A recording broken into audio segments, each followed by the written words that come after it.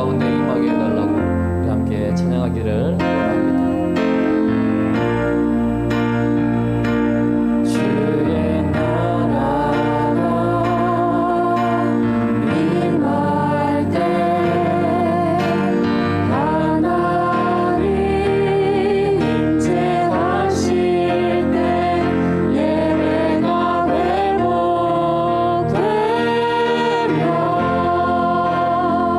기적을 일어나게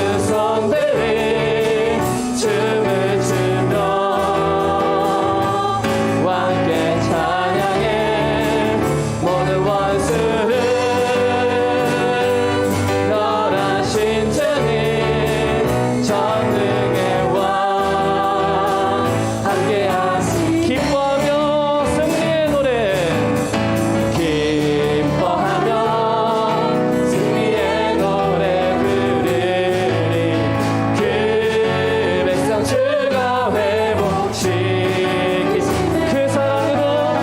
그 사랑으로 억눌렸던 자 모아 칭찬과 명성 얻게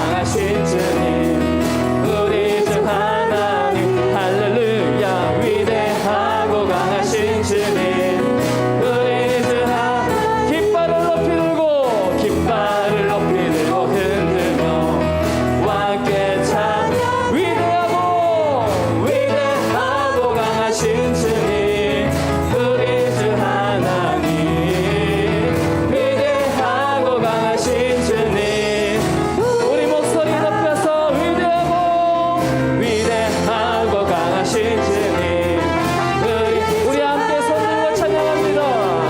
위대하고 강하신 주님 우리 주 하나님 깃발을 높이 들고 흔들며 함께 찬양해. 위대하고 강하신 주님 우리 주 하나님 위대하고 강하신 주님 우리 다시 한번 위대하고 강하신 주님 우리 다 같이 두 손 들고 위대하고 강하신 주님 우리 주 한 깃발을 높이 들고 흔들며 함께 찬양해. 위대하고 강하신 주님 우리 주 하나님 위대하고 강하신 주님 우리 주 하나님 할렐루야. 우리 주님께 영광의 박수를 위대하고 강하신 그 주님께 영광과 찬미를 올려드립니다. 아멘. 이 시간 그 주님의 그 전능하심과 위대하심 더불어서 우리를 향하신 그 크신 사랑을 우리가 함께 생각하면서 우리가 다시 한번 고백 가운데 나가기를 원합니다.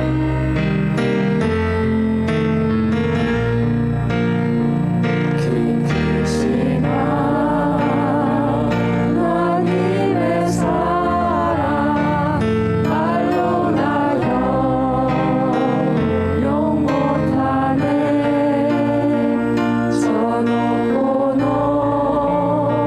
높은 별을 넘어 이 낮고 낮은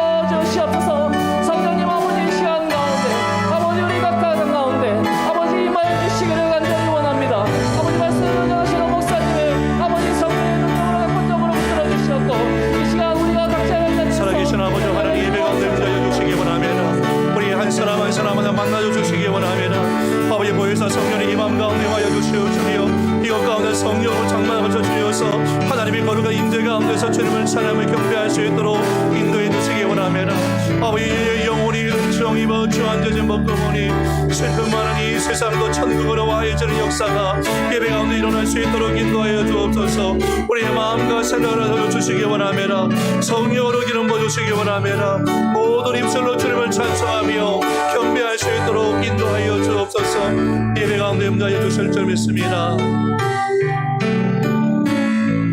아버지 하나님을 찬양합니다. 살아계신 아버지 하나님, 은혜와 사랑 감사합니다. 오늘 이 밤에도 이 시간을 거룩히 구별하여서 아버지 앞에 예배할 수 있는 예배자가 될 수 있도록 성령 우리 마음을 감동해 주시니 감사합니다. 이 시간도 말씀하시는 주님의 영성을 듣기 원합니다. 우리의 마음의 속사정을 아버지 앞에 다 고백하면서 기도하는 밤이 되어지기 원합니다. 성도들의 마음을 온유하고 겸손하고 간절하고 사모하게 하여 주시어서 주님께 신령과 진리를 예배하며 전심을 다해 간구할 수 있도록 인도해 주옵소서. 예배 가운데 임재해 주시고 만나 주실 줄 믿사옵고 예수님의 이름으로 기도드리옵나이다. 아멘. 하나님의 말씀 요한복음 14장 27절 말씀입니다.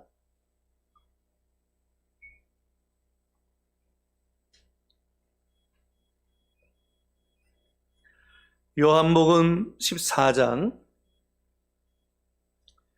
27절 한 절입니다. 우리 한 목소리로 합독해서 함께 읽겠습니다. 평안을 너희에게 끼치노니 곧 나의 평안을 너희에게 주노라. 내가 너희에게 주는 것은 세상이 주는 것과 같지 아니하니라. 너희는 마음에 근심하지도 말고 두려워하지도 말라. 아멘. 저희 선생님께서 오늘 예배를 드리는 모든 심령 가운데 하나님의 은혜를 보여주실 줄 믿습니다. 우리 전도자하고 계신 분하고 예수 안에서 눈빛으로 또 작은 목소리로 인사하겠습니다. 예수님의 이름으로 평안하십시오. 인사하겠습니다. 오늘 요한복음 14장 27절까지 말씀을 가지고서 나의 평안을 너희에게 주노니라는 말씀으로 제목으로 같이 말씀의 은혜를 나누기 원합니다. 이 땅에 살아가면서 우리가 가장 중요한 것 중에 하나가 평안이죠. 코로나19의 시대를 살다 보니까 우리가 뉴스에 주목하게 되어지고 뉴스를 들여다보면서 아마 평안을 느끼는 사람은 아마 없을 겁니다. 아마 지금 성전에서 예배를 드리지 않고 가정에서 예배를 드리시는 분들 중에 혹시 9시 뉴스를 보고서 지금 이제 설교 시작하니까 채널을 바꿔갖고 들어오신 분이 혹시 있을지 모르겠어요. 뉴스를 보고서 예배를 드리면 마음이 어떠신가요? 평안하세요? 아마 우리 마음 가운데 불안하고 두려운 마음이 있을 겁니다. 확진자가 적어져야 되는데 오늘 확진자가 620명을 육박했기 때문에 사실상 굉장히 우리 마음이 염려가 되고 불안하고 두렵습니다. 어느 곳을 갈 수 있고 내가 누구를 만날 때 이 사람 혹시는 확진자는 아닐까라는 염려하는 마음도 우리 마음 가운데 있습니다. 이 진정한 평안이 없는 시대를 우리가 살고 있죠. 당시에 유대 백성 가운데 바벨론의 그들이 멸망을 당할 즈음에도 거짓 선자들은 평안이 없음에도 불구하고 그들에게 평안이 있다, 괜찮다, 안전하다라고 얘기했습니다. 그러나 예레미야는 하나님의 징계 가운데서 너희가 평안이 없을 것이다 라고 선포하고 다녔습니다. 예레미야 6장 14절 말씀 가운데 보면 그들이 내 백성의 상처를 가볍게 여기면서 말하기를 평강하다 평강하다 하나 평강이 없도다. 만나면 우리가 샬롬에 대해서 인사하고 평안하세요 라고 얘기하지만 사실 우리 내면 안에는 평안이 없습니다. 우리가 예배를 드리면서 하나님께 찬양하고 경배할 때 그 순간에도 혹시 여러분 마음 가운데 평안한 마음으로 주님을 경배하고 찬양하셨습니까? 우리가 예배의 자리 가운데서 하나님을 신뢰하지 못하면 온전한 믿음과 평안 가운데 하나님을 찬양한다는 것이 굉장히 어렵습니다. 세계의 정치인들은 권력을 잡을 때마다 저마다 세계 평화를 약속합니다. 사람들은 이 같은 약속이 실현되기를 바라면서 이를 위해서 애쓰기도 합니다. 그러나 언제나 그 결과는 반대였습니다. 무솔리니는 로마의 영화를 이탈리아 국민에게 안겨주겠다고 하면서 에티오피아를 침공해서 제2차 세계대전을 일으켰습니다. 아돌프 히틀러는 나치 통치와 전 유럽 평화를 약속하면서 휴튼족의 피를 흘리게 했고 레닌과 스탈린은 평화와 계급 없는 사회를 약속했으나 음모와 배신, 폭행과 대학살, 예속 세계 정복이 계속되어져 왔습니다. 2차 세계대전 이전에 타임즈에 레닌과 스탈린, 처칠, 루즈벨트도 역시 평화 구상에 대해서 얘기하고, 지금도 많은 정치인들이 세계 평화를 위해서, 아니 많은 사람들이 입술 가운데서 평화를 노래하지만 사실 이 땅 가운데는 온전한 평화는 존재하지 않습니다. 평화를 얘기하면서도 오히려 한쪽에서는 비리와 불법이 자행되어지고 사람들을 학대하고 학살하는 일들이 일어나고 있다는 거죠. 그래서 역사가 월 듀란트라는 사람은 역사의 증언이라는 책 가운데서 이런 말을 합니다. 지난 역사 시대 3,400년 동안에 전쟁이 없는 시간은 268년밖에 되지 않고 1945년부터 2000년까지 주 단위로 계산하면 2872주가 되는데, 놀라운 것은 이 지구상에 전쟁이 없었던 주는 3주밖에 되지 않는다라고 얘기합니다. 그런 점들 우리가 평화를 노래하고 평화에 대해서 얘기하지만 이 땅 어느 곳에도 평화가 정착되지 못하고 사람들의 마음 가운데 평안이 없는 삶을 살고 있습니다. 그래서 현대인들은 정신적인 질병에 걸리기 딱 좋습니다. 이것을 일컬어서 예기불안이라고 부릅니다. 예기불안이라는 것은, 여러분, 모르는 사람은 모르죠. 그러나 지식이 많은 사람들은 아는 것으로 인해서 마음 가운데 불안합니다. 그래서 똑똑하다고 자처하는 사람들의 정신세계 가운데 이런 예기불안이 많이 찾아옵니다.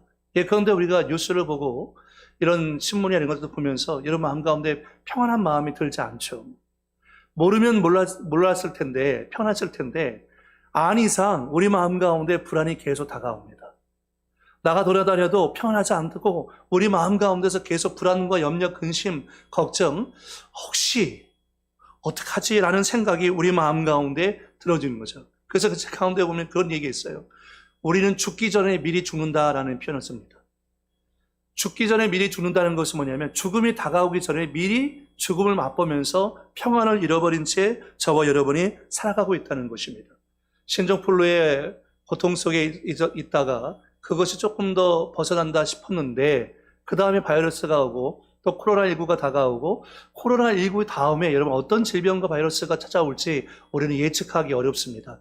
그러다 보니까 앞으로 아직 오지 않는 그런 질병들 때문에 우리는 예기불안, 미리 불안을 경험하면서 평안을 잃어버리는 삶을 살고 있는 사람이 많이 있다는 거죠. 여러분, 행복은 어디서 올까요? 우리 마음 가운데 평안이 있을 때 행복한 삶을 누릴 수가 있다는 것입니다. 오늘 우리가 함께 읽었던 요한복음 14장 27절 말씀은 많이 암송하고 또 우리가 많이 묵상했던 그런 말씀입니다. 여러분, 요한복음은 사도 요한이 저작한 것인데, 사도 요한이 반모섬에 유배되기 전에 아니면 유배된 다음에 에베소 지역 가운데서 이 편지를 썼다라고 얘기를 합니다. 어떤 시점 가운데서 이 저작을 했는가에 따라서 이 요한복음을 이해하는 시점이 굉장히 차이가 나지게 하지만, 당시에 도미치안 황제의 치하에서 많은 그리스도인이 아주 극심한 핍박과 박해를 당하는 상황이었습니다. 노년의 나이가 굉장히 많은 사도 요한은 자기의 동력자였고 믿음의 동지였던 수많은 사도들과 전도자들이 이미 순교를 당하거나 존재하지 않았던 그런 시점이었습니다.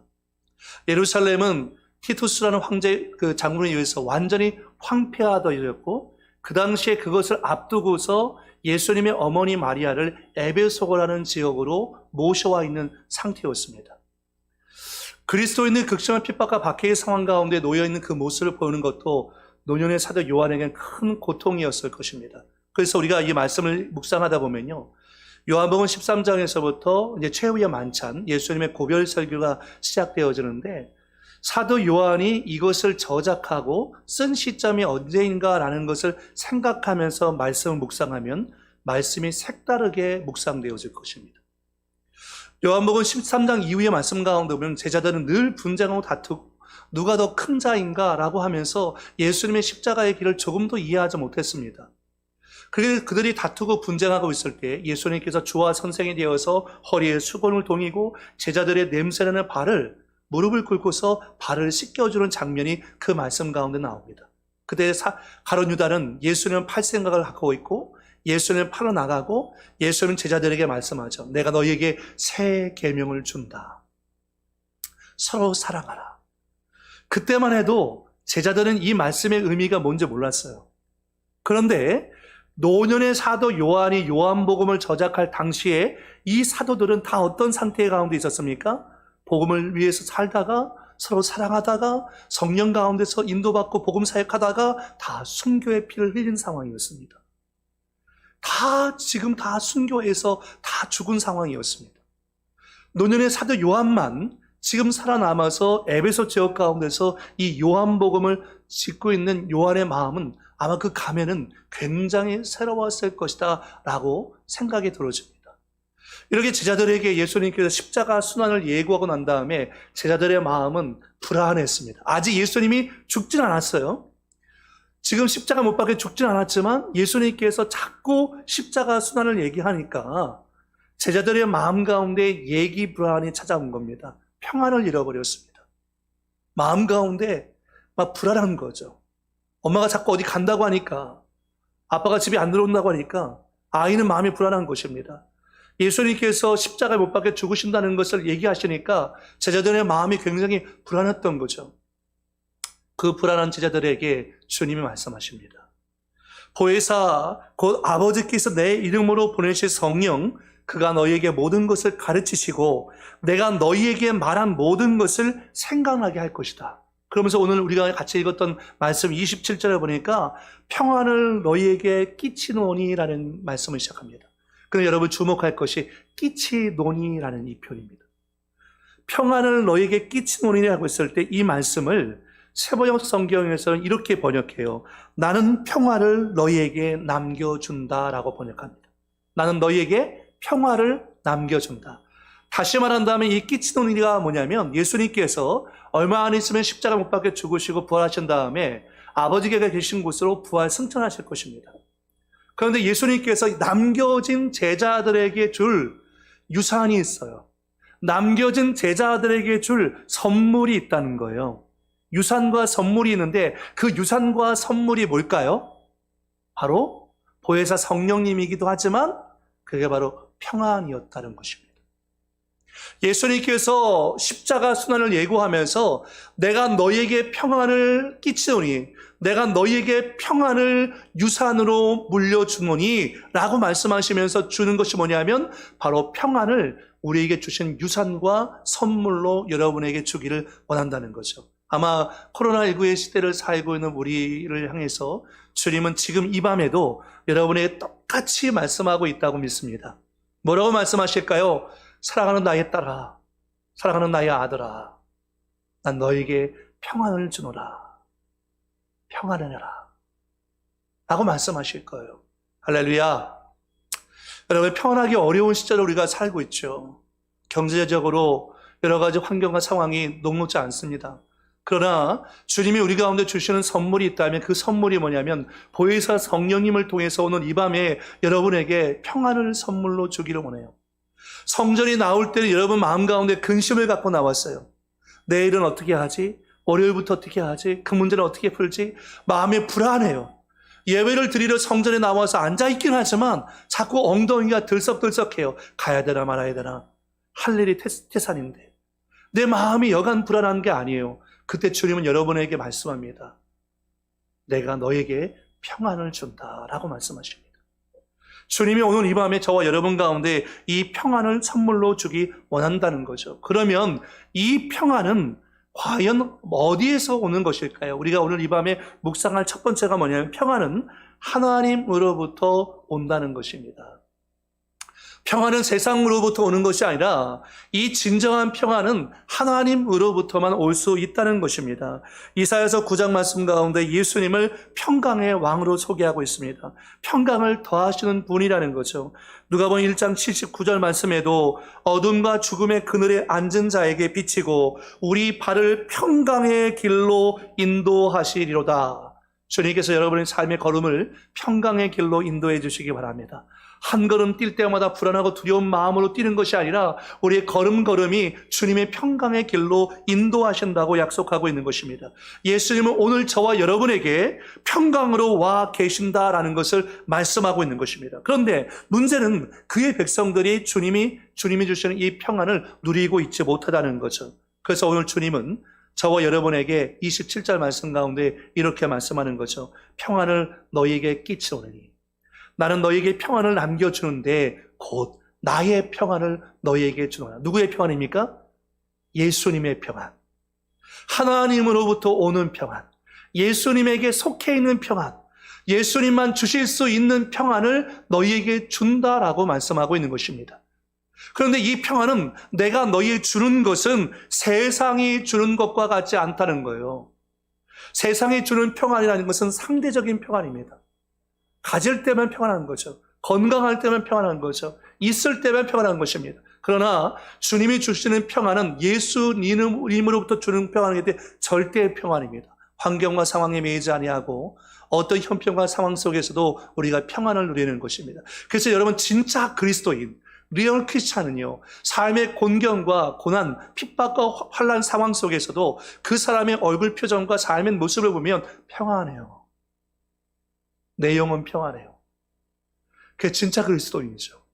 야, 어떻게 저런 환경과 상황 속에서 저렇게 평안할 수 있지? 주님이 그 평안을 주셨기 때문인 것입니다. 오늘 이 밤에 주님이 주시는 이 절대 평안이 여러분 10년 가운데 있기를 예수의 이름으로 축복합니다.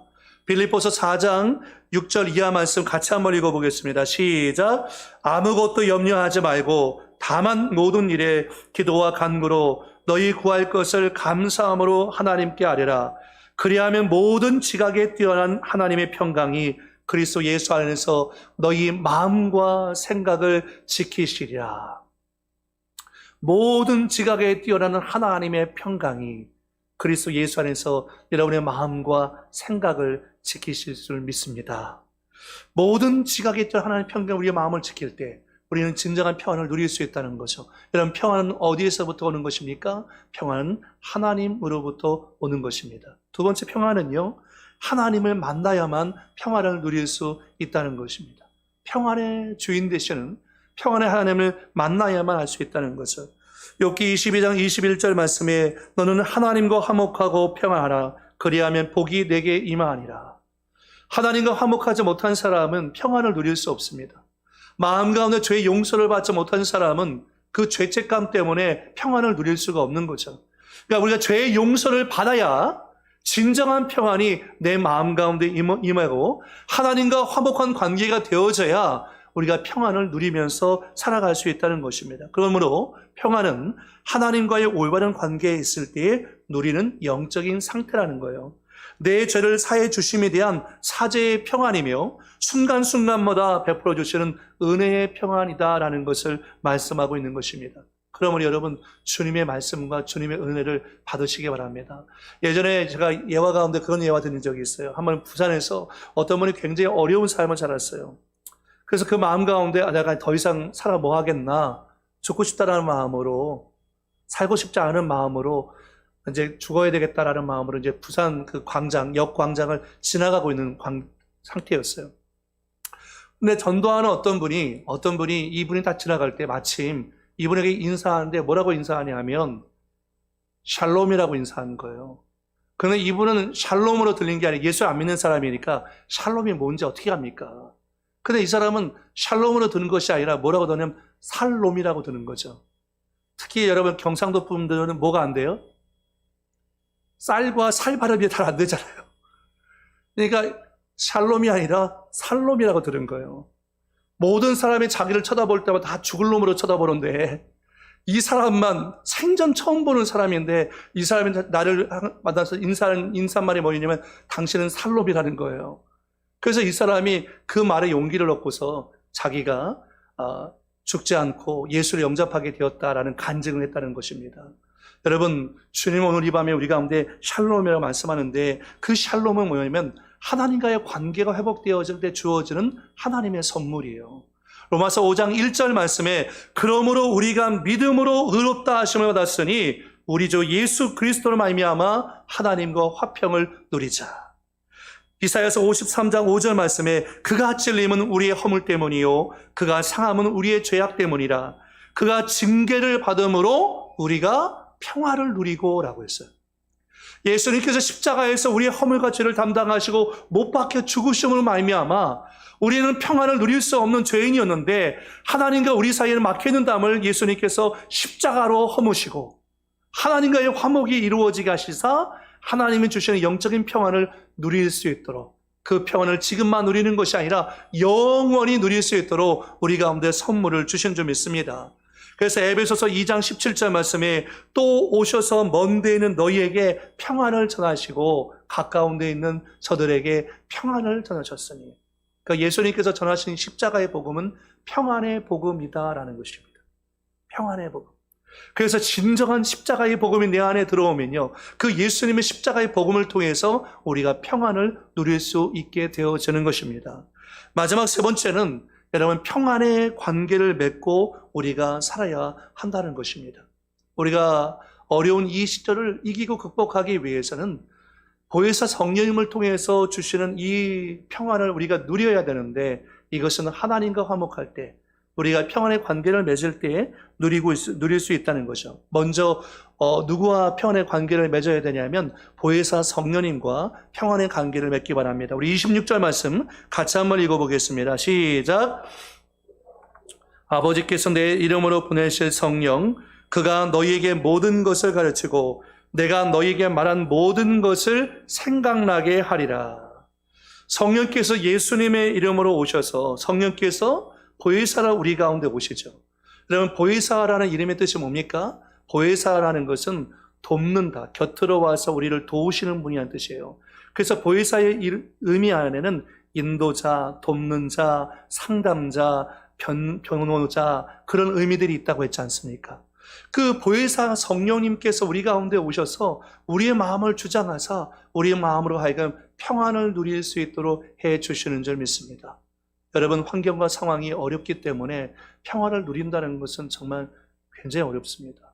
더군다나 하루 종일 우리가 이런 뉴스에 집중하고 있다 보니까 뉴스를 많이 보다 보면요, 여러분, 우리 마음 가운데 두려움이 찾아오게 되어 있죠. 그래서 평안을 누리는 것이 참 어렵습니다. 그러나 여러분, 성령님을 통해서 주시는 이 평안이 여러분의 마음을 점령하실 수 있기를 축복합니다. 시편 119편 165절 말씀에 주의 법을 사랑하는 자에게는 큰 평안이 있다고 했어요. 하나님의 말씀을 우리가 사랑하면 그 말씀을 통해서 우리 마음 가운데 아버지 하나님께서 주시는 큰 평안이 있다고 말씀하십니다. 사도 베드로와 사도 바울이 감옥에 갇혀 있음에도 불구하고 그들이 평안을 누릴 수 있었던 것은 성령님께서 그들과 함께하고 계셨기 때문입니다. 어느 정도 여러분, 베드로가 평안을 누렸어요? 천사가 와서 베드로의 옆구리를 툭 바로 차여서 깨워야 할 정도로 깊은 잠에 빠져있는 베드로.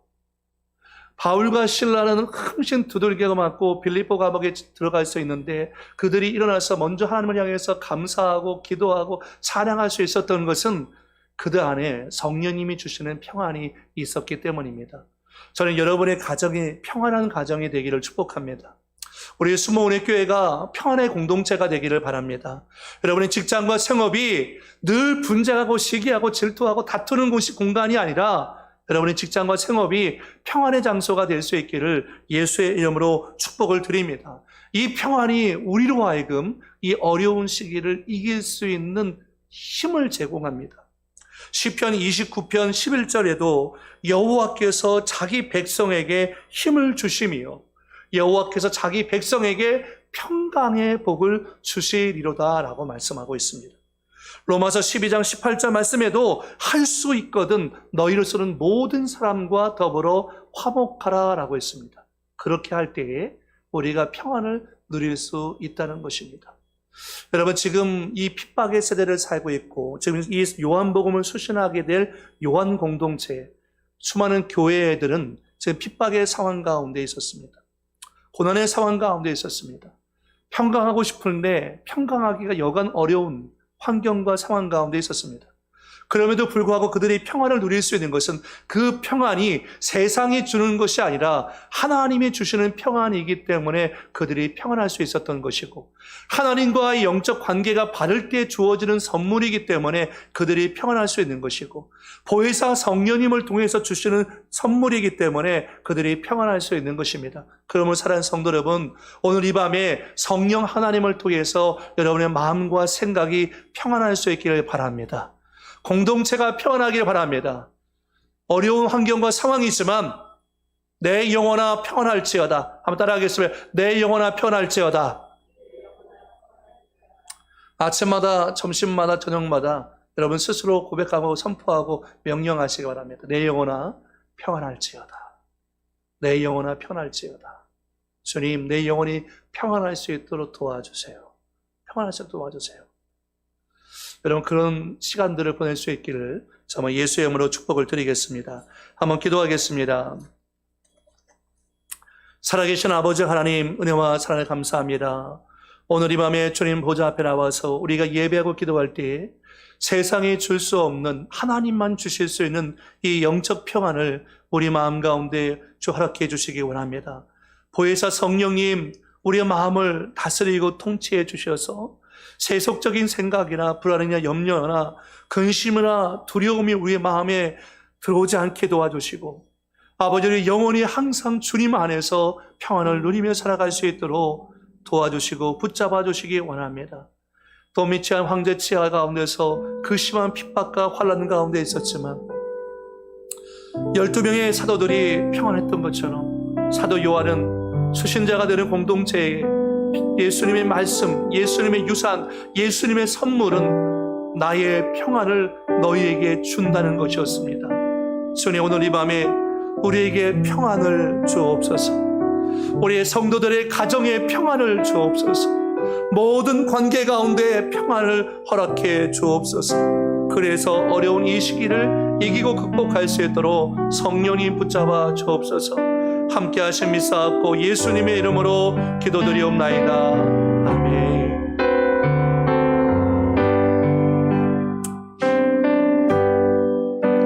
당신이 지쳐서 기도할 수 없고 눈물이 빗물처럼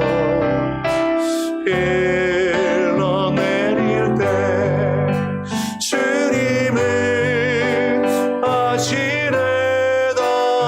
당신의 약함을 사랑으로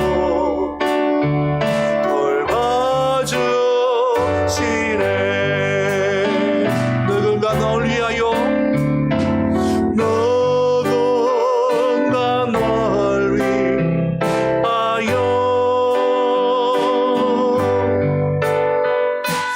누군가 기도하네.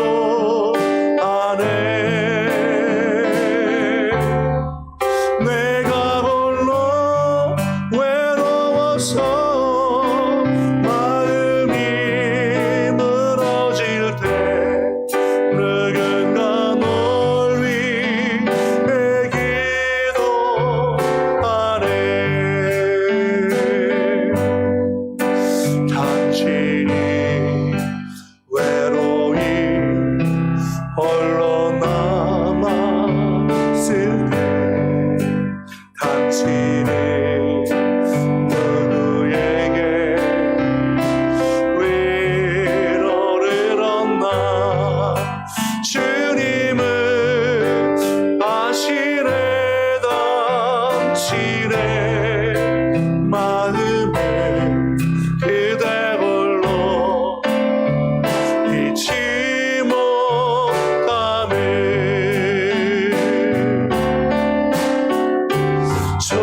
조용히 그대 위해 누군가 기도하네. 내가 홀로 외로워서 마음이 무너질 때 누군가 널 위해 기도하네. 누군가 널 위하여 누군가 널 위하여 누군가 기도합니다. 누군가 기도하네. 내가 홀로 외로워서 마음이 무너질 때 누군가 널